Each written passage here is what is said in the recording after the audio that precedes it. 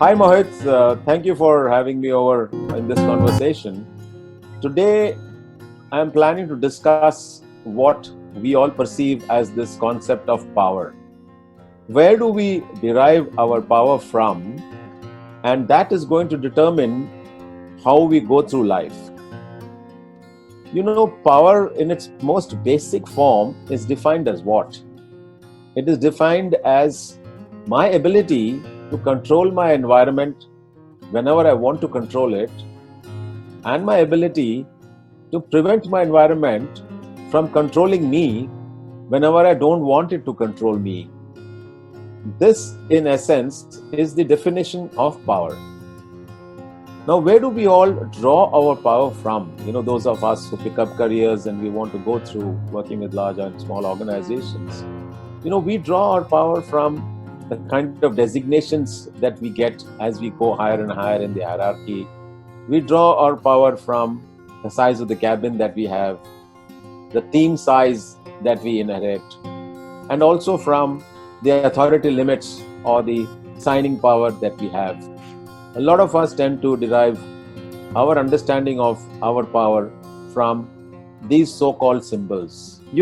Once I had a terrific experience when I was speaking to the head of purchase in a very large public sector automotive company. And we were discussing this very concept. And this gentleman told me that given the kind of signing authorities that are allowed within the system and structure out there, he had very little powers. Because even if he wanted to sign a purchase order for a single item to be spread over the whole year, that went way beyond his signing authority. So he said that he was quite frustrated and feeling low initially, thinking that he may have a fancy designation as director materials for the big company, but in reality he believed that he had no power. But over a period of time he realized that whenever the chairman had to sign any document or any contract, sometimes his contracts would run into a few hundred crores, he would always ask for whether this particular gentleman, had he read that document and had he initialed it. And the chairman would only sign the document if this person had initialed it. And that is where it suddenly dawned on this person that his real power came from his competence. And unless the chairman saw his initials there, the chairman wouldn't sign the document. And in reality, what the chairman was saying was, he trusted this person's competence to deliver the goods.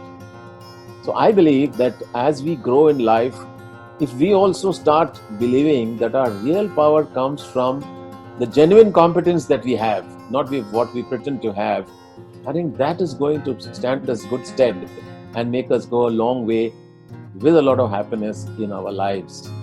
So I thought this particular program can touch upon this. And to recap, one's power, if it comes from one's competence, is going to make a world of a difference to how we see and perceive our own power.